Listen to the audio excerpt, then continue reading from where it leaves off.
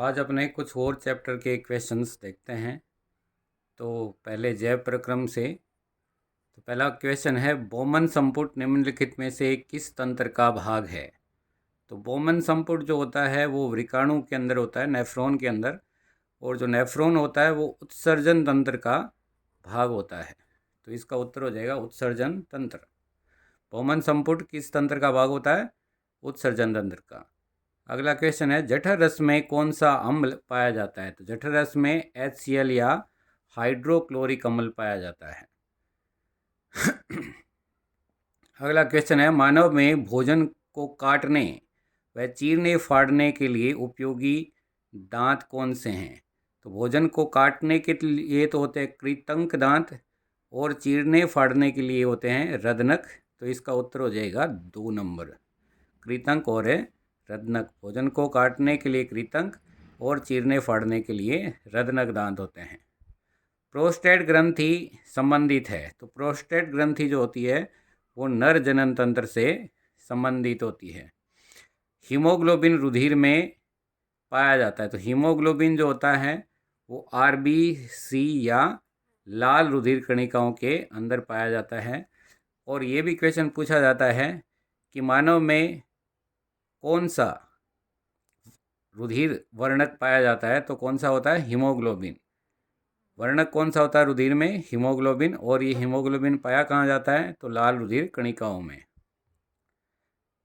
अगला क्वेश्चन है, श्वसन में ग्लूकोज पायरुवेट में विखंडित हो जाता है। तो इसमें पूछा है कहाँ पर हो जाता है? तो ग्लूकोज पायरुवेट में विखंडित होता है कोशिका द्रव्य में। अगला क्वेश्चन है, पायरुवेट के विखंडन से वायवीय श्वसन में कार्बन डाइऑक्साइड, जल व ऊर्जा बनती है, यह क्रिया होती है। तो ये क्रिया जो है ये होती है माइटोकॉन्ड्रिया में। अगला क्वेश्चन है, प्रकाश संश्लेषण की क्रिया के लिए आवश्यक नहीं है। तो प्रकाश संश्लेषण के लिए कार्बन डाइऑक्साइड चाहिए होती है, हरित लवक भी चाहिए होता है, और सूर्य का प्रकाश भी चाहिए होता है। तो ये 3 तो आवश्यक हैं। और प्रकाश संश्लेषण के दौरान ऑक्सीजन निकलती है, ये आवश्यक नहीं होती, ये निकलती है। तो उत्तर हो जाएगा ऑक्सीजन। अगला प्रश्न है, उत्सर्जन तंत्र की इकाई क्या है? तो उत्सर्जन तंत्र की इकाई होती है नेफ्रॉन, या वृकाणु भी इसको कहते हैं। अगला प्रश्न है, मानव में श्वसन तंत्र की क्रियात्मक इकाई कौन सी है? तो श्वसन तंत्र की क्रियात्मक इकाई होती है कुपिका, जो फेफड़ों के अंदर है पाई जाती है। तो क्रियात्मक इकाई फेफड़े नहीं है, कुपिकाएं होती हैं।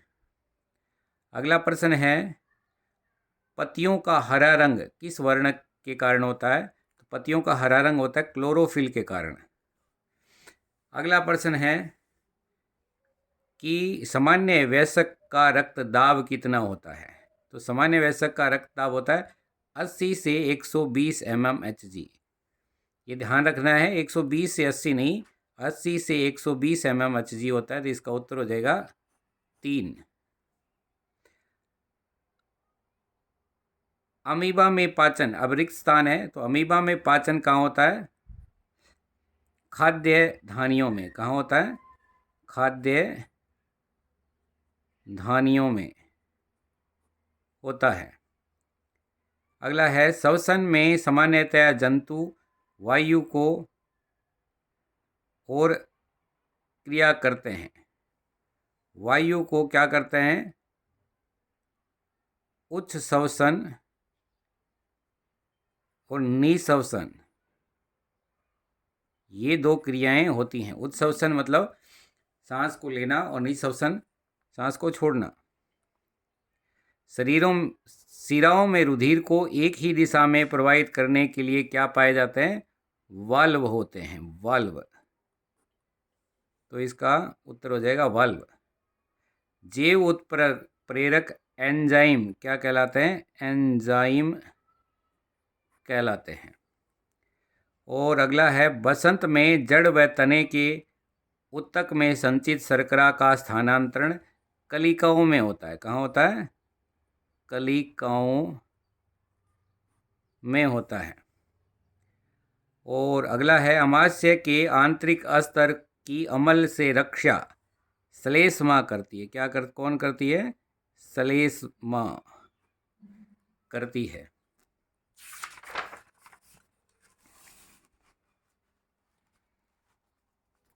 अगला प्रश्न है, रक्त दाब को नापने के लिए स्फेग्नोमोनोमीटर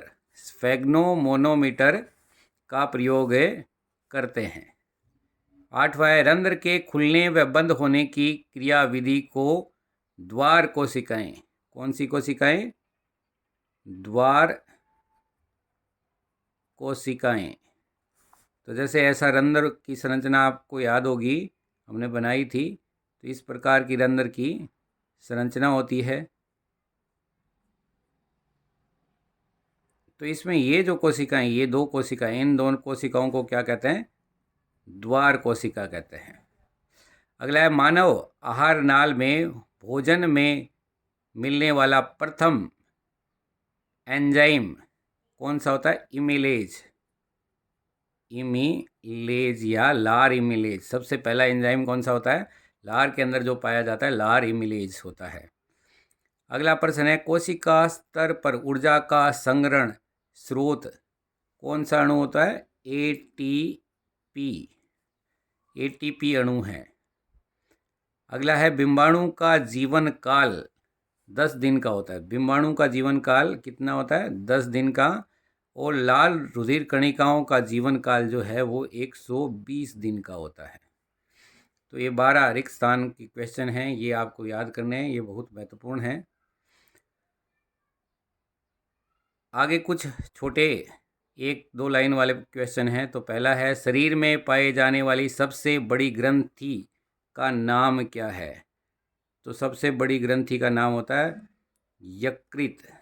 कौन सी ग्रंथि सबसे बड़ी होती है शरीर में? यकृत। और इसका मुख्य कार्य क्या होता है? तो इसके बहुत सारे कार्य हैं। एक कार्य तो है, यह वसा के पाचन में सहायक है। ये वसा के पाचन में सहायक है। दूसरा, ये भोजन को क्षारीय माध्यम प्रदान करता है। क्या करता है?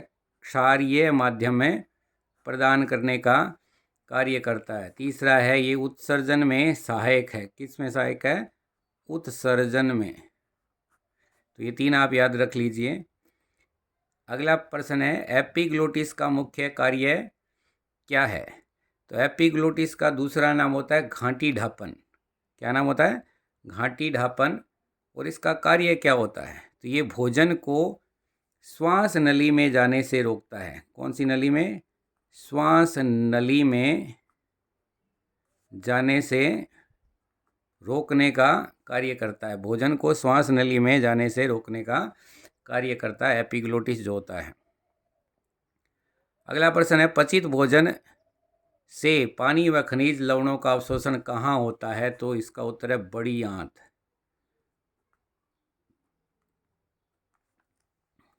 पानी व खनिज लवणों का अवशोषण होता है बड़ी आंत में। अगला प्रश्न है, अचानक किसी क्रिया के होने से मांसपेशियों में क्रैम्प होने का क्या कारण है? तो इसका कारण है कि अचानक किसी क्रिया होने से मांसपेशियों में अवायवीय श्वसन होता है, जिसके कारण मांसपेशियों में लैक्टिक अम्ल, कौन सा अम्ल? लैक्टिक अम्ल का निर्माण हो जाता है और जिसके कारण क्रैम्प आने लगते हैं। तो अवायवीय श्वसन के कारण लैक्टिक अम्ल का निर्माण होने से मांसपेशियों में क्रैम्प आते हैं। अगला प्रश्न है, दीर्घ रोम क्या है? तो क्षुद्रांतर के अंदर अंगुली जैसी संरचनाएं पाई जाती हैं, जिसको दीर्घ रोम कहते हैं। कहाँ पाई जाती है? क्षुद्रांतर में अंगुली जैसे प्रवर्ध होते हैं, अंगुली जैसी संरचनाएं पाई जाती हैं, जिसको दीर्घ रोम कहते हैं। और इसका क्या कार्य है? तो ये भोजन के अवशोषण का कार्य करते हैं। अगला प्रश्न है, विभिन्न स्तरों पर भोजन, पचित रस व अवशिष्ट की गति को नियंत्रित करने वाली पेशियों को क्या कहते हैं? तो इनको कहते हैं अवरोधनी। क्या कहते हैं? अवरोधनी। तो ये आपको याद रखना है। अगला है, पादप में रंध्र के क्या कार्य हैं? तो पादपों में रंध्र के दो कार्य हैं, एक तो गैसों का आदान प्रदान और दूसरा वाष्पोत्सर्जन। ये दो कार्य होते हैं रंध्रों के। रंध्र के खुलने व बंद होने की क्रियाविधि का चित्र बनाइए। तो दिन में जो द्वार कोशिकाएं होती हैं वो फूल जाती हैं और रंध्र खुले जाते हैं, और रात के अंदर द्वार कोशिकाएं जो होती हैं उनके अंदर से पानी बाहर निकल जाता है, जिससे वो पिचक जाती हैं और रंध्र बंद हो जाते हैं। अगला प्रश्न है, कृत्रिम अपवन के बारे में समझाइए। तो अगर किसी व्यक्ति के वृक्क खराब हो जाते हैं तो उसके रुधिर का शोधन कृत्रिम रूप से किया जाता है, जिसको क्या कहते हैं? कृत्रिम अपोहन कहते हैं। अगला प्रश्न है, पर्ण के अनुप्रस्थ काट का नामांकित चित्र बनाइए। तो इसका आपको चित्र बनाना है, पर्ण के अनुप्रस्थ काट का, जो आपकी बुक में दिया हुआ है। अगला प्रश्न है, आहार नाल में भोजन का पूर्णतया पाचन व अवशोषण कहाँ होता है? तो भोजन का पूर्णतया पाचन व अवशोषण होता है क्षुद्रांत्र में। कहाँ होता है? क्षुद्रांत्र में। अगला प्रश्न है, शरीर में सर्वप्रथम भोजन के किस घटक का पाचन होता है? तो सर्वप्रथम पाचन होता है कार्बोहाइड्रेट का। किसका? कार्बोहाइड्रेट का, या हम कह सकते हैं मंड का। फिर प्रोटीन व वसा के पाचन के एंजाइमों के नाम लिखने हैं। तो प्रोटीन के पाचक एंजाइम प्रोटीन के लिए तो होते हैं, एक तो होता है ट्रिप्सिन, एक होता है पेप्सिन। दो हैं, ट्रिप्सिन और पेप्सिन। और वसा के लिए होता है लाइपेज। अगला है, भोजन के पाचन में लार की भूमिका बताइए। तो लार भोजन को लसलसा बनाती है, जिससे उसको निगलने में सहायता मिलती है। और लार के अंदर लार एमिलेज नामक एंजाइम होता है, जो कि स्टार्च के पाचन में सहायक होता है, या स्टार्च का पाचन करता है। अगला है, हमारे शरीर में हीमोग्लोबिन की कमी के कारण क्या परिणाम हो सकते हैं? तो हीमोग्लोबिन की कमी होगी तो रक्ताल्पता हो जाती है। क्या हो जाती है? रक्ताल्पता। फिर आगे सुमेलित कीजिए। तो कार्बोहाइड्रेट का जब पाचन होता है तो उससे बनता है ग्लूकोज, प्रोटीन के पाचन से बनता है अमीनो अम्ल, और वसा के पाचन से बनता है वसीय अम्ल और ग्लिसरॉल। तो ये सुमेलित ही हैं, आपको बस इनको याद करना है। अगला प्रश्न है, मानव हृदय का नामांकित चित्र बनाइए। तो आपको मानव हृदय का नामांकित चित्र बनाना है, साथ में उनके नाम भी लिखने हैं। फिर है, मानव हृदय में ऑक्सीजनित व विऑक्सीजनित रुधिर का पृथक्करण कैसे होता है? तो मानव हृदय में ऑक्सीजनित और विऑक्सीजनित रुधिर जो होता है वो अलग अलग रहता है। जैसे ये आपका हृदय होता है, उसके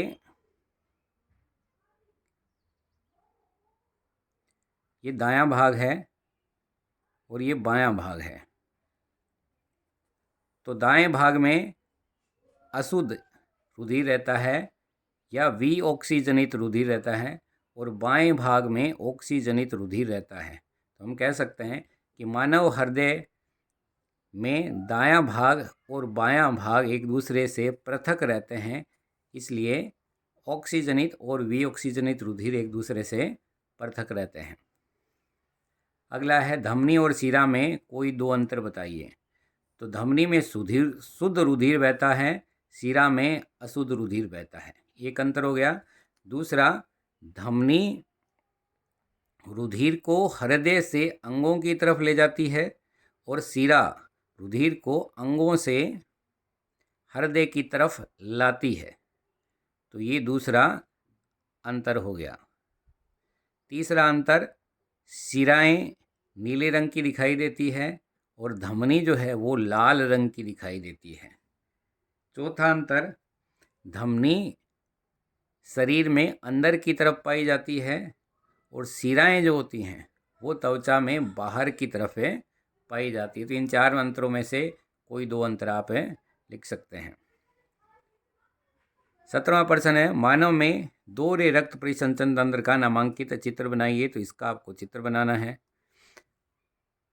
फिर है इसमें, स्तनधारियों में दोहरे रक्त परिसंचरण की आवश्यकता क्यों है? तो पक्षियों में और स्तनधारियों में अधिक ऊर्जा की आवश्यकता होती है। अधिक ऊर्जा की आवश्यकता होती है और अधिक ऊर्जा प्राप्त करने के लिए शुद्ध रुधिर और अशुद्ध रुधिर को पृथक रखा जाता है। इसलिए दोहरे परिसंचरण तंत्र की स्तनधारियों में आवश्यकता रहती है। अगला प्रश्न है, रुधिर प्लेटलेट्स का क्या कार्य है? तो ये रुधिर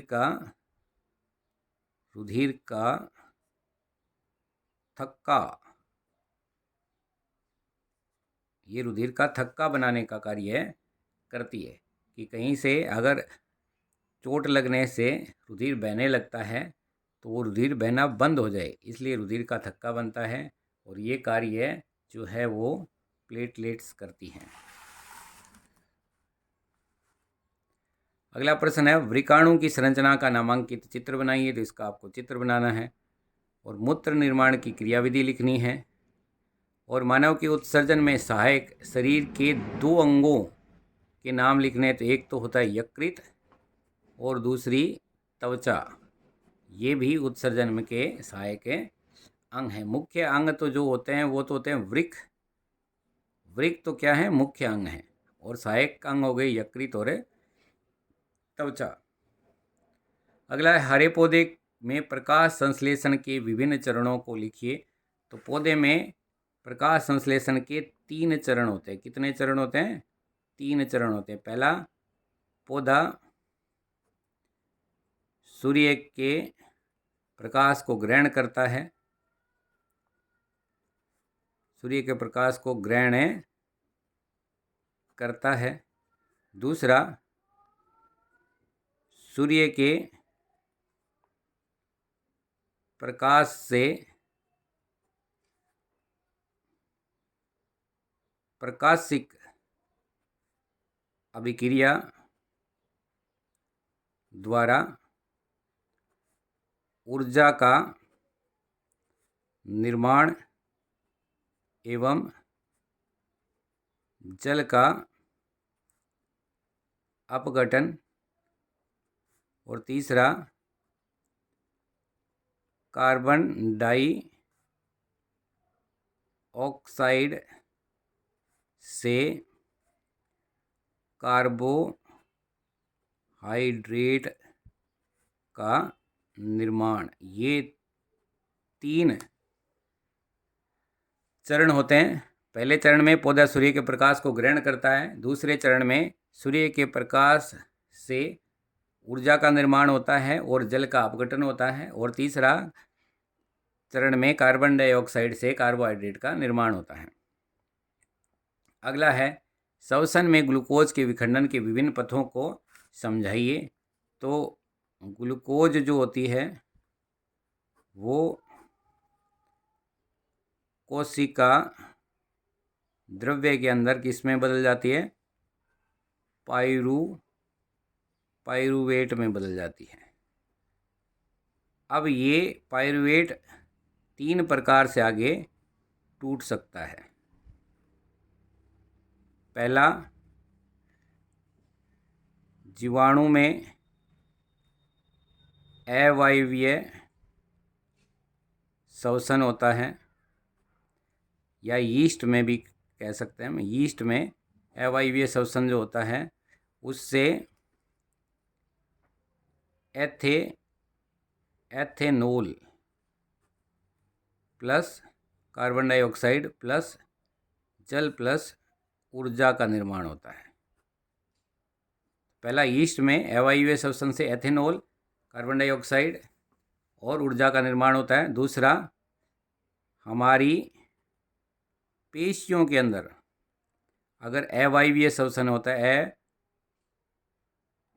अवायवीय श्वसन अगर होता है तो इसमें बनता है लैक्टिक अम्ल और कुछ साथ में ऊर्जा का निर्माण होता है। और वायवीय श्वसन में तीसरा जो है वो वायवीय श्वसन में कार्बन डाइऑक्साइड और जल का निर्माण होता है प्लस ऊर्जा का निर्माण होता है। तो ग्लूकोज के विखंडन के 3 चरण हैं। पहले तो ग्लूकोज पायरुवेट में बदलेगा, कहाँ पर, कोशिका द्रव्य में। और फिर पायरुवेट अगर यीस्ट के अंदर बन रहा है तो अवायवीय श्वसन द्वारा एथेनॉल और ऊर्जा में, और हमारी पेशियों के अंदर अगर अवायवीय श्वसन होता है तो लैक्टिक अम्ल और ऊर्जा में, और वायवीय श्वसन में कार्बन डाइऑक्साइड जल और ऊर्जा में बदलता है। अगला प्रश्न है उत्सर्जन किसे कहते हैं? तो हमारे शरीर में होने वाली विभिन्न क्रियाओं में कुछ ऐसे उत्पाद भी बनते हैं जो हमारे लिए ना केवल अनुपयोगी होते हैं लेकिन शरीर के लिए विषैले भी होते हैं। तो उनको शरीर से बाहर निकालने की जो क्रिया होती है उसको उत्सर्जन कहते हैं। और मानव में मुख्य उत्सर्जी पदार्थ जो होता है वो होता है यूरिया। कौन सा पदार्थ होता है मुख्य? यूरिया। बहुत महत्वपूर्ण प्रश्न है ये। मानव में मुख्य उत्सर्जी पदार्थ क्या होता है? तो इसका उत्तर है यूरिया। फिर अगला है मानव उत्सर्जन तंत्र का नामांकित चित्र बनाइए। तो ये चित्र आपको बनाना है और पादप में किन्हीं 2 अपशिष्ट पदार्थों के नाम लिखने हैं। तो पादप में जो अपशिष्ट पदार्थ होते हैं उनमें से 2 हैं, पहला गोंद और दूसरा रेजिन। ये पादपों के अंदर पाए जाने वाले अपशिष्ट पदार्थ हैं, पहला गोंद और दूसरा रेजिन। अगला प्रश्न है वायवीय तथा अवायवीय श्वसन में क्या अंतर है? तो वह श्वसन जिसमें ऑक्सीजन की आवश्यकता होती है उसको वायवीय श्वसन कहते हैं, और जिसमें ऑक्सीजन की आवश्यकता नहीं होती उसको अवायवीय श्वसन कहते हैं। वायवीय श्वसन में अंतिम उत्पाद कार्बन डाइऑक्साइड जल और ऊर्जा होते हैं, और अवायवीय श्वसन में या तो एथेनॉल का निर्माण होता है या लैक्टिक अम्ल का निर्माण होता है। वायवीय श्वसन में ऊर्जा अधिक मात्रा में बनती है जबकि अवायवीय श्वसन में ऊर्जा कम मात्रा में बनती है। तो ये 3 मुख्य अंतर हैं, इनमें से कोई आप 2 अंतर लिख सकते हैं। अगला है जाइलम व फ्लोएम में पदार्थों के संवहन में क्या अंतर है? तो जाइलम जो होता है, जाइलम जैसे जय से जय जल का संवहन करता है, और फ्लोएम जो होता है वो रस या खाद्य पदार्थों का, किसका संवहन करता है? खाद्य पदार्थों का। तो पहला अंतर तो ये हो गया कि जाइलम जो है वो जल का संवहन करता है और फ्लोएम रस या खाद्य पदार्थों का संवहन करता है।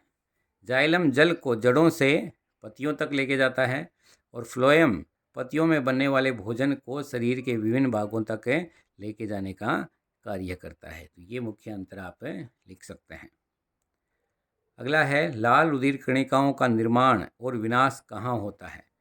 तो लाल रुधिर कणिकाओं का निर्माण तो होता है अस्थि मज्जा में। कहाँ होता है? अस्थि मज्जा में। और विनाश जो है वो होता है प्लीहा में। कहाँ होता है? प्लीहा में। श्वेत रक्त कणिकाओं का क्या कार्य है? तो ये शरीर की प्रतिरक्षा का कार्य करती है। क्या कार्य करती है? श्वेत रक्त कणिकाएं शरीर की प्रतिरक्षा का। लाल रुधिर कणिकाएं क्या कार्य करती हैं? ऑक्सीजन को शरीर के विभिन्न भागों तक पहुंचाने का कार्य करती हैं। और प्लेटलेट्स क्या कार्य करती हैं? रुधिर का थक्का बनाने का। तो रुधिर में 3 प्रकार की कोशिकाएं पाई जाती हैं। कौन कौन सी? लाल रुधिर कणिकाएं, श्वेत रुधिर कणिकाएं और प्लेटलेट्स, जिनको बिंबाणु भी कहते हैं। क्या कहते हैं? बिंबाणु। और तीनों के कार्य मैंने बता दिए। ये ऑक्सीजन के परिवहन का कार्य करती है, ये श्वेत रुधिर कणिकाएं प्रतिरक्षा का, और प्लेटलेट्स या बिंबाणु जो हैं वो रुधिर का थक्का बनाने का कार्य करती हैं। अगला प्रश्न है मिश्रित अंतःस्रावी ग्रंथि का क्या कार्य है। तो पहले तो आपको ये पता होना चाहिए मिश्रित अंतःस्रावी ग्रंथि होती कौन सी है। तो मिश्रित अंतःस्रावी ग्रंथि होती है अग्नाशय। अग्नाशय मिश्रित अंतःस्रावी ग्रंथि है और इसके दो मुख्य कार्य हैं। एक तो भोजन का पाचन और दूसरा इंसुलिन का स्रावण। और इंसुलिन क्या करता है, रुधिर के अंदर शर्करा जो होती है, शर्करा की मात्रा का ये करता है नियमन। तो मिश्रित अंतःस्रावी ग्रंथि अग्नाशय होती है। इसके दो कार्य हैं, एक तो भोजन के पाचन में ये सहायक होती है और दूसरा ये इंसुलिन नामक हार्मोन का स्रावण करती है जो कि रुधिर के अंदर शर्करा की मात्रा का क्या करता है, नियमन करता है। अगला प्रश्न है श्वसन में विसरण की क्या भूमिका है। तो पादपों में जो गैसों का आदान प्रदान होता है वो विसरण की क्रिया के द्वारा ही होता है। हम लिख सकते हैं कि पादपों में गैसों का आदान प्रदान विसरण के द्वारा होता है। अगला मानव श्वसन तंत्र का आपको नामांकित है, चित्र बनाना है और गैसों के विनिमय को समझाना है। अगला चैप्टर हम देखते हैं नियंत्रण एवं समन्वय। बहुत छोटा सा चैप्टर है। दो तंत्रिका कोशिकाओं के मध्य योजक स्थान को क्या कहते हैं। तो इसको कहते हैं सिनेप्स। शरीर की अनैच्छिक क्रियाओं, कौन सी क्रियाओं, अनैच्छिक क्रियाओं का नियंत्रण कौन करता है, मेडुला ओब्लांगेटा। और अगर पूछा जाए ऐच्छिक क्रियाओं का नियंत्रण कौन करता है तो करता है अग्र मस्तिष्क। ऐच्छिक का अग्र मस्तिष्क और अनैच्छिक का मेडुला ओब्लांगेटा। तंत्रिका कोशिका का वह भाग जो सूचनाओं को उपार्जित करता है उसको कहते हैं द्रुमिका। शरीर की संस्थिति व संतुलन के लिए कौन उत्तरदायी है, अनुमस्तिष्क। जैसे शराबी सीधा चल नहीं सकता क्योंकि उसकी संस्थिति और संतुलन बिगड़ जाता है, क्योंकि जो अल्कोहल होता है वो अनुमस्तिष्क को प्रभावित करता है। तो शरीर की संस्थिति व संतुलन के लिए कौन सा अंग उत्तरदायी है, अनुमस्तिष्क। अवटु ग्रंथि को थायरोक्सिन हार्मोन बनाने के लिए आवश्यक है आयोडीन। आयोडीन की कमी से थायरोक्सिन का निर्माण अवरुद्ध हो जाता है और अवटु ग्रंथि बढ़ जाती है, जिससे एक रोग हो जाता है जिसको कहते हैं गाइटर या गलगंड रोग कहते हैं। तो ये भी पूछा जाता है आयोडीन की कमी से कौन सा रोग हो जाता है, तो गाइटर या गलगंड रोग हो जाता है। और ये कौन सी ग्रंथि से संबंधित है, अवटु ग्रंथि या थायराइड ग्रंथि से संबंधित है।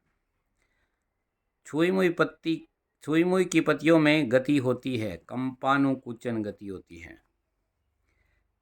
शरीर में नियंत्रण व समन्वय किसके द्वारा होता है, तो तंत्रिका तंत्र के द्वारा भी होता है और अंतःस्रावी तंत्र के द्वारा भी होता है। तो उत्तर हो जाएगा दोनों। परीरीय तंत्रिका तंत्र किस से मिलके बना होता है, तो ये परीरीय तंत्रिका तंत्र में कपाल तंत्रिकाएं भी आती हैं और मेरु तंत्रिकाएं भी आती हैं। तो उत्तर हो जाएगा दोनों। अगला है प्रतिवर्ती क्रिया का नियंत्रण होता है, प्रतिवर्ती क्रिया का नियंत्रण होता है मेरु रज्जु के द्वारा। संरचना जो उद्दीपन की पहचान करती है, संवेदी तंत्रिका जो होती है वो उद्दीपन का पहचान करती है। और प्रेरक तंत्रिका जो होती हैं वो क्या करती हैं, वो मस्तिष्क से जो सूचनाएं हैं वो पेशियों तक लेके आने का कार्य करती हैं। अगला है मानव मस्तिष्क का सबसे बड़ा भाग कौन सा होता है, तो ये होता है प्रमस्तिष्क और ये सोचने का कार्य करता है। अगला है प्राग्नलिका का बीजांड की ओर वृद्धि करना किस प्रकार की गति का उदाहरण है, तो ये होता है रसायनानुवर्तन गति। आपातकालीन हार्मोन किसे कहते हैं, तो आपको बार बार बताया है एड्रिनल ग्रंथि से निकलने वाला जो हार्मोन है एड्रिनलिन, जो कि हमें भागने, लड़ने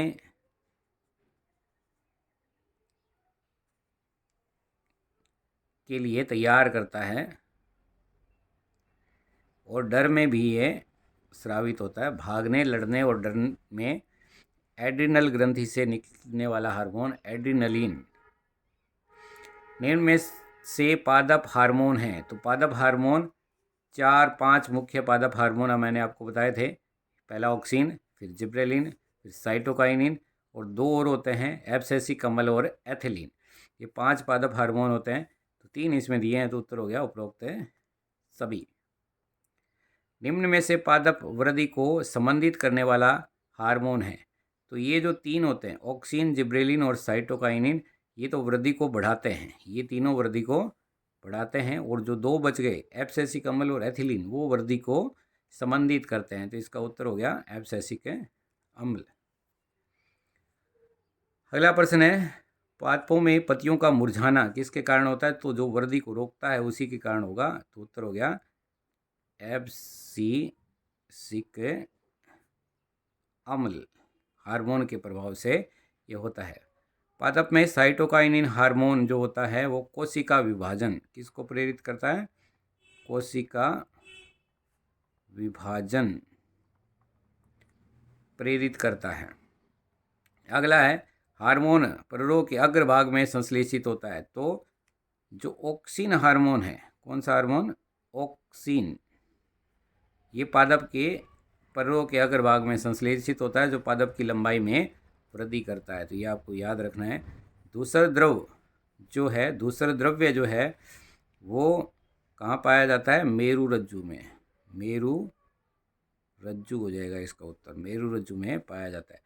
नर जनन ग्रंथि वृषण से टेस्टोस्टेरोन हार्मोन स्रावित होता है। टेस्टोस्टेरोन नामक हार्मोन स्रावित होता है। और मादा जनन ग्रंथि जो अंडाशय होती है उससे भी 2 हार्मोन स्रावित होते हैं, बहुत महत्वपूर्ण होते हैं वो। पहला है एस्ट्रोजन और दूसरा होता है प्रोजेस्टेरोन। ये किससे होते हैं? मादा हार्मोन कहते हैं इसको। और ये स्रावित होते हैं अंडाशय से। फिर अगला प्रश्न है, सभी अंतःस्रावी ग्रंथियों के हार्मोन स्रावण के लिए को मास्टर ग्रंथि कहते हैं। तो मास्टर ग्रंथि होती है पीयूष ग्रंथि। कौन सी ग्रंथि? पीयूष ग्रंथि को मास्टर ग्रंथि कहा जाता है। अंतःस्रावी ग्रंथियों द्वारा हार्मोन स्रावण की क्रिया को पुनर्भरण क्या कहते हैं? पुनर्भरण। और ये 2022 के पेपर में आया था ये सवाल। अंतःस्रावी ग्रंथियों द्वारा हार्मोन स्रावण की क्रिया को पुनर्भरण क्रियाविधि से नियंत्रित किया जाता है। अगला है, तंत्रिका कोशिकाओं में सूचना संचरण, ये पिछली साल ही आया था। विद्युत आवेग के रूप में होता है। और के संगठित जाल से तंत्रिका उत्तक बनता है। तो किससे बनता है? तंत्रिका कोशिकाएं मिलकर तंत्रिका उत्तक का निर्माण करती है। अब कुछ क्वेश्चन हम देखते हैं। पहला है, मानव मस्तिष्क का नामांकित चित्र बनाइए। तो इसका आपको चित्र बनाना है। फिर तंत्रिका कोशिका का नामांकित चित्र बनाइए। तो ये इसका भी चित्र बनाना है। और इसके कार्य लिखिए। तो ये शरीर के नियमन का कार्य है, नियमन और नियंत्रण का कार्य करती है। फिर मधुमेह रोग से पीड़ित रोगी को डॉक्टर शुगर कम खाने की सलाह क्यों देता है? तो मधुमेह से पीड़ित जो व्यक्ति होता है उसके शरीर में इंसुलिन, कौन से हार्मोन? इंसुलिन हार्मोन की कमी हो जाती है। इंसुलिन हार्मोन की क्या हो जाती है? कमी हो जाती है, जिससे उसके रुधिर में शुगर की मात्रा बढ़ जाती है। इसलिए डॉक्टर रोगी को शुगर कम खाने की सलाह देता है। अगला प्रश्न है, थायराइड ग्रंथि के द्वारा स्रावित हार्मोन का नाम। तो थायराइड ग्रंथि से कौन सा हार्मोन स्रावित होता है? थायरोक्सिन। कौन सा हार्मोन होता है? थायरोक्सिन हार्मोन होता है। इसका कार्य होता है उपापचय का नियमन करना। थायरोक्सिन हार्मोन का कार्य होता है उपापचय का नियमन करना। प्रतिवर्ती क्रिया किसे कहते हैं? तो वे क्रियाएं जो अचानक से होती हैं उसको प्रतिवर्ती क्रिया कहते हैं। और इसके दो उदाहरण लिखने हैं। तो रसगुल्ले को देखकर मुंह में पानी आना और किसी नुकीली चीज़ से हाथ या पैर टच होने से एकदम से उसको हटाना, ये दोनों ही प्रतिवर्ती क्रिया के उदाहरण हैं। प्रतिवर्ती चाप का चित्र बनाना है। फिर अगला है पादप की प्रकाश के प्रति अनुक्रिया की गति को चित्र के द्वारा समझाइए। इस गति को क्या कहते हैं? प्रकाशानुवर्तन कहते हैं। क्या कहते हैं? प्रकाशानुवर्तन कहते हैं। जिसमें पौधा जो होता है वो क्या होता है? प्रकाश की तरफ है मुड़ जाता है। तो इस प्रकार एक खिड़की है, इसके अंदर से सूर्य का प्रकाश आ रहा है और पौधा इसकी तरफ मुड़ जाता है। ऐसी कोई चित्र बनाना है। अगला प्रश्न है ऑक्सिन व जिब्रेलिन पादप हार्मोन के कार्य लिखिए। तो ये दोनों ही हार्मोन पादप की वृद्धि को बढ़ाते हैं। पादप के तने की लंबाई को बढ़ाने का कार्य करते हैं ऑक्सिन और जिब्रेलिन। अगला है निम्नलिखित पादप भागों में किस हार्मोन की सांद्रता अधिक होती है? तो पर्रो और शीर्ष में कौन सा हार्मोन ज़्यादा होता है? ऑक्सिन। तो पहले का उत्तर हो गया ऑक्सिन। दूसरा फलों व बीजों में होता है साइटोकाइनिन और तने की पार्श्व शाखाओं में होता है जिब्रेलिन। फिर एड्रिनल हार्मोन स्रावण से हमारे शरीर में क्या अनुक्रियाएं होती हैं? तो एड्रिनलिन हार्मोन स्रावण होने से हमारे हृदय की धड़कन बढ़ जाती है, हमारे रोएं खड़े हो जाते हैं, हमारी सांस फूल जाती है, भूख प्यास लगना कम हो जाती है और शरीर जो है वो लड़ने या भागने के लिए तैयार होता है। फिर अगला है निम्नलिखित हार्मोन को सुमेलित करना है। तो वर्दी हार्मोन जो होता है वो निकलता है पीयूष ग्रंथि के द्वारा। किसके द्वारा? पीयूष ग्रंथि के द्वारा। और ये शरीर की वृद्धि व विकास का नियंत्रण करता है। एड्रीनलिन हार्मोन निकलता है एड्रीनल ग्रंथि से और ये शरीर को संकटकालीन स्थिति का सामना करने के लिए तैयार करता है। थायरोक्सिन थायराइड या आउटू ग्रंथि से निकलता है और उपापचयी क्रियाओं का नियंत्रण करता है। इंसुलिन जो है वो निकलता है अग्नाशय से और ये रुधिर के शर्करा का नियंत्रण करता है। मेलेटोनिन जो होता है वो दैनिक लय गति का नियंत्रण करता है और ये निकलता है पीनियल ग्रंथि होती है हमारे मस्तिष्क में, पीनियल ग्रंथि से निकलता है और दैनिक लय गति का ये नियंत्रण करता है। तो ये हो गया हमारा छठा पाठ। अब अपने देखते हैं सातवां छोटा सा पाठ है। ब्रायोफिल्म की पत्तियों पर विकसित कलिका द्वारा कायिक जनन होता है। अगला है परागकण पुष्प के परागकोश में बनते हैं। परागकण कहाँ बनते हैं? परागकोश में बनते हैं। अगला है पुष्पीय पादपों में अंडाशय परिपक्व होकर फल बनाता है। क्या बनाता है? फल। और बीजांड जो होते हैं वो क्या बनाते हैं? बीज बनाते हैं। ये याद रखना है, अंडाशय से फल और बीजांड से बीज। कायिक जनन से उत्पन्न सभी पौधे आनुवांशिक रूप से जनक पौधे के समान होते हैं, एक समान होते हैं। भ्रूण को माँ के रुधिर से पोषण जो है वो अपरा और इसी का दूसरा नाम होता है प्लेसेंटा। क्या कहते हैं इसको? प्लेसेंटा भी कहते हैं। अपरा या प्लेसेंटा द्वारा मिलता है। अगला प्रश्न है किसी स्पीसीज की समष्टि के स्थायित्व के लिए जनन आवश्यक क्रिया है।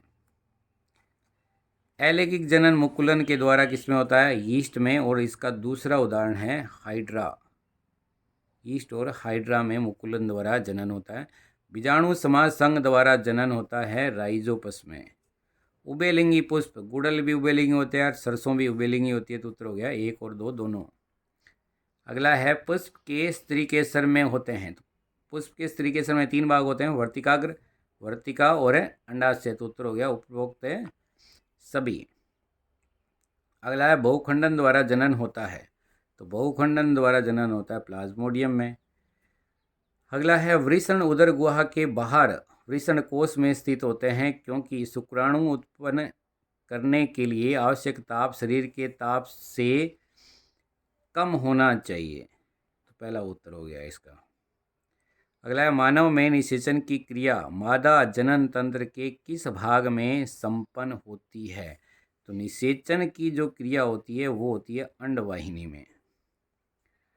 अगला है महिलाओं के शरीर में कौन सा परिवर्तन जन्म प्रावस्था के प्रारंभ को तथा परिपक्वता को परिलक्षित करता है, तो ये है ऋतुस्राव का होना। अगला है पुष्पीय पादपों में निषेचन के बाद भ्रूण का विकास होता है, कहाँ होता है, तो भ्रूण का विकास होता है बीजांड के अंदर। अगला है परागण किसे कहते हैं, परागण किसके माध्यम से संपन्न होता है, तो इसका उत्तर है पराग कणों का।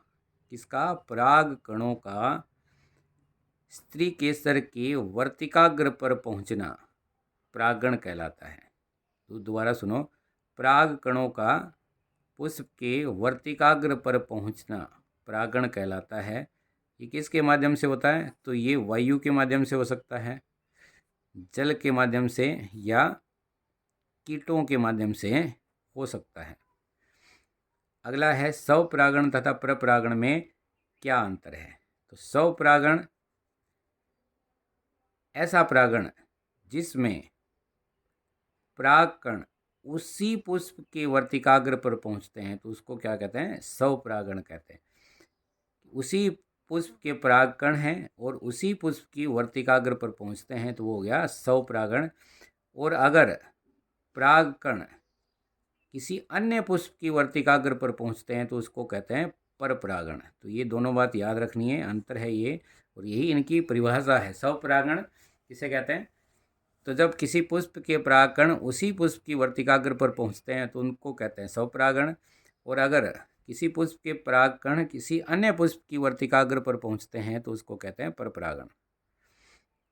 अगला प्रश्न है पुष्पीय पादपों में लैंगिक जनन के समय वर्तिकाग्र पर परागकणों के अंकुरण को समझाइए। तो पुष्पीय पादपों में जब लैंगिक जनन होता है, तो परागकण वर्तिकाग्र पर पहुंचते हैं और वहाँ पर वो अंकुरित होकर किसका निर्माण करते हैं, पराग नली का निर्माण करते हैं। ये पराग नली किस तरफ बढ़ती है, अंडाशय में स्थित बीजांड की तरफ बढ़ती है। कहाँ बढ़ती है, अंडाशय में जो बीजांड होते हैं उनकी तरफ ये बढ़ती है। और ये गति होती है रसायनानुवर्ती, ये गति होती है। और वहाँ पहुंचकर ये परागनली जो है वो युग्मकों को स्वतंत्र कर देती है और उससे निषेचन की क्रिया होती है। अगला है मानव नर जनन तंत्र का चित्र बनाना है। फिर मानव के मादा जनन तंत्र का चित्र बनाना है। ये दोनों ही चित्र बहुत इंपॉर्टेंट है, अच्छे से याद कर लेना, पेपर में पक्के आएंगे, इसमें से कोई एक पक्का आएगा। अगला है नर जनन तंत्र में शुक्राणुओं का निर्माण व परिपक्वन पोषण कहाँ होता है, तो शुक्राणुओं का निर्माण होता है वृषण में। कहाँ होता है, वृषण में। और परिपक्वन जो होता है वो होता है शुक्राशय में।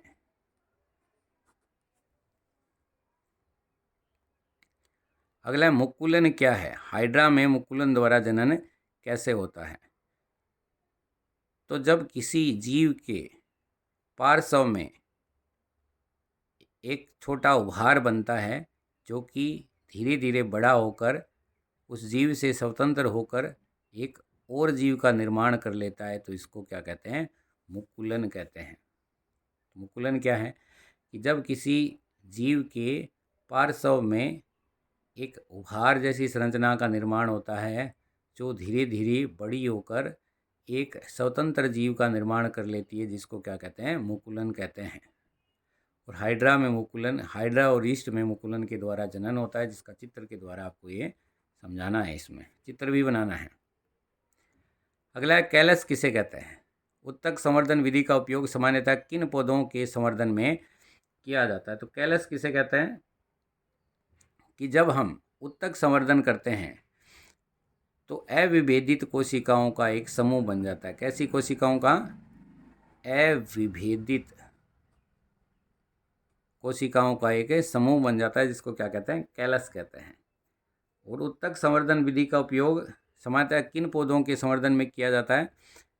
तो जो सजावटी पौधे होते हैं, जो कीमती पौधे होते हैं, या जिनमें बीजों का निर्माण नहीं होता, ऐसे पौधों के लिए उत्तक संवर्धन विधि का उपयोग किया जाता है। अगला, गर्भाधारण को रोकने के कोई 4 युक्तियाँ लिखिए। तो एक तो इसमें आप लिख सकते हो कॉपर टी,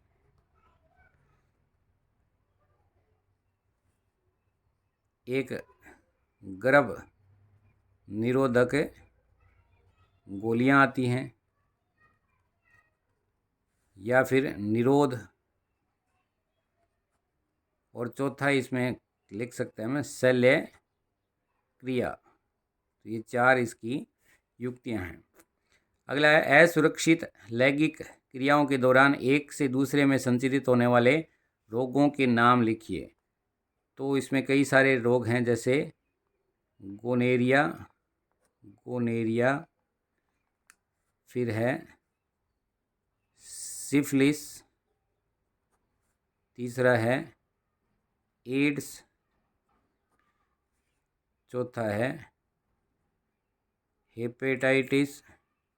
बहुत सारे होते हैं, लेकिन ये 4 आप याद कर लो, गोनेरिया, सिफिलिस, एड्स और हेपेटाइटिस। अगला है ऋतुस्राव क्या है, भ्रूण का विकास कहाँ होता है।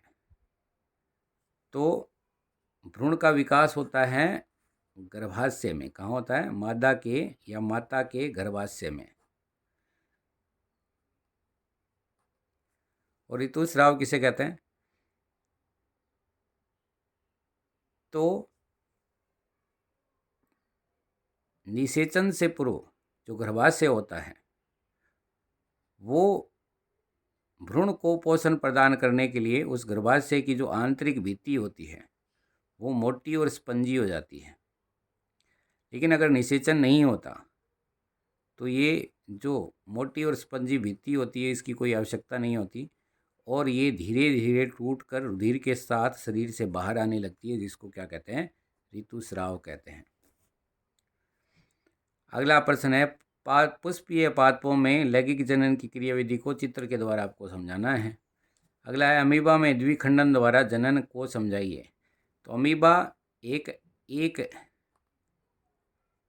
कोशिकीय जीव होता है। कैसा जीव होता है? एक कोशिकीय जीव होता है। तो जब इसकी कोशिका में विभाजन होता है तो 2 कोशिकाएं बन जाती हैं, जो कि 2 अलग अलग जीव का रूप ले लेती हैं, और इसी को कहते हैं द्विखंडन।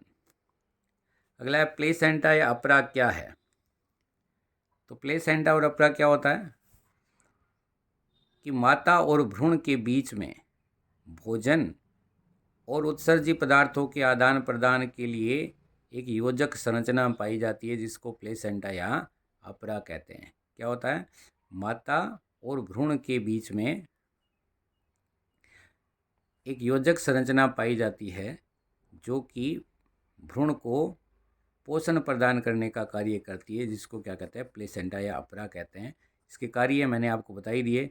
पहला, ये भ्रूण को पोषण प्रदान करती है, और दूसरा, ये भ्रूण के शरीर में बनी हुई उत्सर्जी पदार्थों को माता के रुधिर में डालने का कार्य करती है। अगला है, प्लेनेरिया में पुनरुद्भवन को चित्र के द्वारा समझाइए। तो पुनरुद्भवन की परिभाषा क्या है कि जब किसी जीव का शरीर क्षत विक्षत हो जाए और उसके प्रत्येक टुकड़े से एक नए जीव का निर्माण हो जाए, तो उसको क्या कहते हैं? पुनरुद्भवन कहते हैं। और पुनरुद्भवन द्वारा जनन का उदाहरण है प्लेनेरिया। ये पूछा जाता है, पुनरुद्भवन द्वारा जनन किस में होता है? तो प्लेनेरिया में। कि जब किसी जीव का शरीर क्षत विक्षत हो जाए और प्रत्येक टुकड़े से एक नए जीव का निर्माण हो जाए तो उसको क्या कहते हैं? पुनरुद्भवन कहते हैं। अब कायिक परिवर्तन क्या है? तो अगर किसी पौधे के जड़, तना या पत्ती, जड़, तना या पत्ती से अगर नए पौधे का निर्माण होता है तो उसको क्या कहते हैं? कायिक परिवर्तन कहते हैं। अब कायिक परिवर्तन के लाभ क्या हैं? तो पहला तो लाभ है कम समय में फूल और फल मिल जाते हैं। कायिक परिवर्तन से जो पौधे तैयार होते हैं उसमें कम समय में ही फूल और फल बनने लगते हैं। दूसरा, ये पौधे जनक पौधे के समान होते हैं, जनक पौधे के जैसे के जैसे होते हैं। तीसरा, ये उन पौधों में भी नए पौधे विकसित करने के काम आते हैं जिनमें बीजों का निर्माण नहीं होता। तो ये भी पूछा जाता है कि जिनमें बीजों का निर्माण नहीं होता या जो बीज धारण करने की क्षमता खो चुके हैं उसमें किस विधि के द्वारा जनन होता है? तो कायिक परिवर्तन के द्वारा जनन होता है। जैसे गुलाब है, केला है, इनमें बीज तो बनते नहीं हैं, तो ये नए पौधे कैसे बनते हैं? तो कायिक परिवर्तन के द्वारा नए पौधों का निर्माण होता है। अगला है बीजाणु समाज संघ द्वारा जनन किस में होता है? तो बीजाणु समाज संघ द्वारा जनन होता है राइजोपस में। किस में होता है? राइजोपस में। और इसका चित्र बनाना है। फिर है जो बीज धारण करने की क्षमता खो चुके हैं उसमें जनन किस विधि के द्वारा होता है? तो अभी मैंने बताया कायिक परिवर्तन के द्वारा उन जीवों में जनन होता है। अब अपने अगला पाठ देखते हैं। बहुत ही छोटा सा पाठ है और बहुत महत्वपूर्ण है। इतने से प्रश्न में ये 4-5 नंबर का पाठ है, तो ध्यान से इसको आप सुनो और इसमें आपके 4-5 नंबर पक्के हो जाएंगे। तो देखते हैं इस चैप्टर को अपने। पहला है मेंडल ने आनुवंशिकता के प्रयोग किस पौधे में किए थे? तो उद्यान मटर में किए थे। किसमें? उद्यान मटर में। किसी जीव के एक विपर्यासी लक्षण के दोनों जीन एक साथ होने पर इसे कहते हैं, क्या कहते हैं? विषम युग्मजी कहते हैं। और ये भी पूछा जाता है, जैसे मान लो कैपिटल टी और कैपिटल टी है तो ये समयुग्मजी है, स्मॉल टी और स्मॉल टी है तो ये भी समयुग्मजी है, और अगर कैपिटल टी और स्मॉल टी है तो ये क्या है?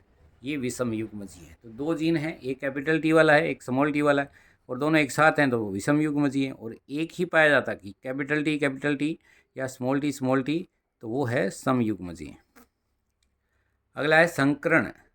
कैपिटल टी और स्मॉल टी के बीच में अगर होगा तो संततियों का अनुपात क्या होगा? तो 1:1 होगा।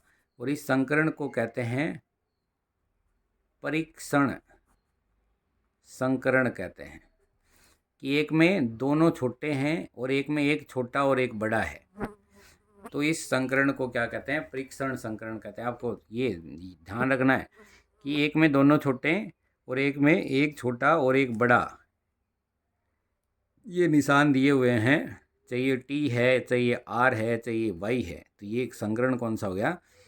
परीक्षण संकरण हो गया। और इसका अनुपात हमेशा 1:1 ही होता है। तो यहाँ जो कैपिटल टी स्मॉल टी की जगह ये भी हो सकता है कैपिटल आर गुणा स्मॉल आर, तो ये भी क्या है? परीक्षण संकरण है, अनुपात होगा 1:1।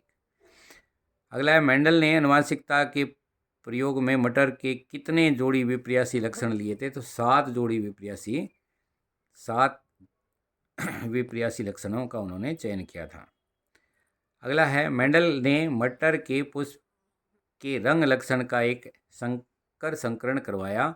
तो F1PD में 3 फूल गुलाबी व 1 सफ़ेद उनको प्राप्त हुआ। प्रभावी लक्षण जो ज़्यादा है वो प्रभावी है, तो 3 उनको प्राप्त हुए। गुलाबी, सफ़ेद तो एक ही था तो ज़्यादा क्या होंगे? गुलाबी हो गए, तो ये हो गया गुलाबी। प्रभावी लक्षण कौन सा है? गुलाबी है। अगला है मेंडल के एक प्रयोग में लंबे मटर के पौधे जिनके बैंगनी पुष्प थे का संकरण बोने पौधे जिसके सफ़ेद पुष्प थे कराया। इसकी संतति के सभी पौधों में पुष्प बैंगनी रंग के थे, परंतु इनमें से लगभग आधे बोने थे। तो इससे कहा जा सकता है कि लंबे जनक पौधों की आनुवांशिक रचना क्या होगी? तो इनकी अनुवांशिक रचना होगी कैपिटल टी स्मॉल टी और कैपिटल डब्ल्यू कैपिटल डब्ल्यू। अगला प्रश्न है अनुवांशिकी की कार्य की इकाई क्या होती है। बहुत महत्वपूर्ण प्रश्न है। उत्तर है इसका जीन। Very important. अनुवांशिकी की कार्य की इकाई क्या होती है। तो अनुवांशिकी कार्य की इकाई होती है जीन। अगला है एक संकर संकरण में F2PD में प्राप्त, ये भी बहुत महत्वपूर्ण है, ये तो पक्का ही आएगा। तो लक्षण प्रारूप जो होता है, लक्षण प्रारूप, और ये अलग अलग अनुपात हैं। लक्षण प्रारूप का अनुपात होता है 3:1। और दूसरा पूछा है जीन प्रारूप। कौन सा प्रारूप। जीन प्रारूप। तो जीन प्रारूप का अनुपात होता है 1:2:1। ये आपको याद रखना है, क्योंकि कभी कभी पूछा होता है जीन प्रारूप लिखाते हैं लक्षण प्रारूप, और कभी कभी पूछा होता है लक्षण प्रारूप लिखाते हैं जीन प्रारूप। लक्षण प्रारूप 3:1, जीन प्रारूप 1:2:1 होता है। मेंडल के प्रभाविता के नियम को समझाइए। तो मेंडल का प्रभाविता का नियम क्या है कि जब दो विपर्यासी लक्षणों के बीच में संकरण करवाया जाता है तो F1PD में केवल एक ही लक्षण दिखाई देता है। ध्यान से सुनो कि जब दो विपर्यासी लक्षणों के बीच में संकरण करवाया जाता है तो F1PD में केवल एक ही लक्षण दिखाई देता है। उस लक्षण को प्रभावी लक्षण और मेंडल के इस नियम को प्रभाविता का नियम कहते हैं। इसको आरेख द्वारा कैसे समझाएंगे। जैसे कि लंबा पौधा है, लंबे पौधे के लिए लिखेंगे कैपिटल टी, और दूसरा बोना पौधा, बोने के लिए लिखेंगे स्मॉल टी। तो इसके संकरण से हमें प्राप्त होगा कैपिटल टी स्मॉल टी, और ये पौधा होगा लंबा, और ये पीडी कौन सी है, F1। तो लंबे और बोने पौधे में संकरण हमने करवाया था, हमें पौधा प्राप्त हुआ लंबा, तो प्रभावी जीन कौन सा हो गया, लंबा, तो प्रभावी लक्षण है, और बोना अप्रभावी लक्षण है। अगला है मेंडल ने अपने प्रयोग के लिए मटर के पौधे को ही क्यों चुना। ये भी बहुत महत्वपूर्ण है, पूछा जाता है मटर के पौधे का ही चयन क्यों किया। तो इसके कई सारे रीजन हैं। पहला यह है कि मटर का पौधा कम स्थान घेरता है, इसलिए थोड़ी जगह पर बहुत सारे पौधों को लगाया जा सकता है। दूसरा, मटर के पौधे का जीवन काल 1 वर्ष का ही होता है, तो कम समय में कई सारी पीढ़ियों का अध्ययन किया जा सकता है। तीसरा, मटर के अंदर कई सारे विपर्यासी लक्षण पाए जाते हैं जिनका उपयोग करके हम प्रयोग कर सकते हैं। चौथा, मटर के अंदर स्वपरागण होता है और परपरागण भी कराया जा सकता है। तो ये 4 आप याद कर लो, ये 4 बहुत हैं। पहला, ये कम स्थान घेरता है, इसलिए थोड़ी जगह पर बहुत सारे पौधे लगाए जा सकते हैं। दूसरा, ये 1 वर्ष में अपना जीवन काल पूर्ण कर लेता है, इसलिए कम समय में अधिक पीढ़ियाँ विकसित की जा सकती हैं। तीसरा, इनमें स्वपरागण और परपरागण दोनों ही करवाए जा सकते हैं। और चौथा, इसमें बहुत सारे विपर्यासी लक्षण पाए जाते हैं जिससे हम अध्ययन कर सकते हैं। अगला है मेंडल ने मटर के पौधे के किन किन विपर्यासी लक्षणों का अध्ययन किया था। तो इसकी एक सारणी है, 7 उन्होंने विपर्यासी लक्षण चुने थे। जैसे पहला है लंबाई, पौधे की लंबाई, फिर दूसरा है बीजों का रंग, फिर तीसरा है बीजों का आकार, चौथा है फली का रंग, फिर है फली का आकार, और फिर है पुष्प का रंग। तो ये 7 लक्षण उन्होंने चुने थे, जो कि आप अपनी बुक के अंदर जो सारणी बनी हुई है उससे भी देख सकते हैं, और ये महत्वपूर्ण है।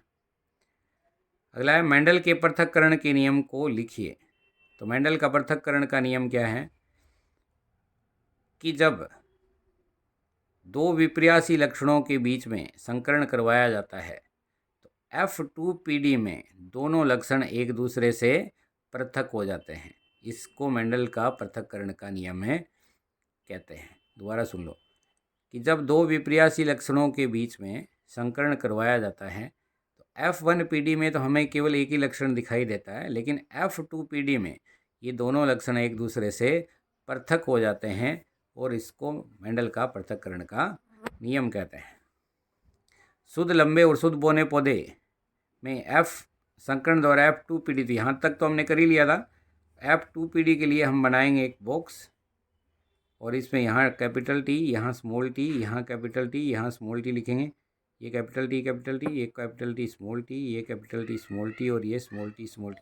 तो ये अगर यहाँ से यहाँ तक हम करते हैं तो ये प्रभाविता के लिए हो गया, और अगर यहाँ से यहाँ तक हम करते हैं तो ये हो गया इस वाले प्रश्न का उत्तर पृथक्करण वाले का, पृथक्करण वाले का ये उत्तर हो जाएगा।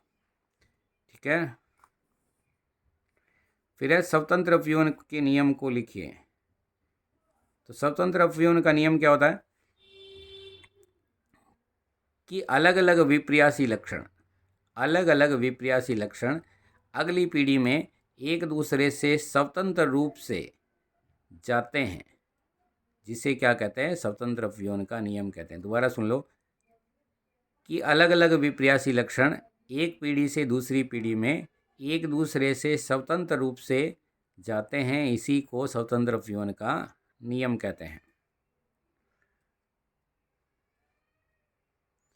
F2PD में जीन प्रारूप और लक्षण प्रारूप हमने लिखा ही था। लक्षण प्रारूप 3:1 और जीन प्रारूप 1:2:1। ये F2PD का है। F1PD का भी होता है, लेकिन पूछा F2PD का ही जाता है।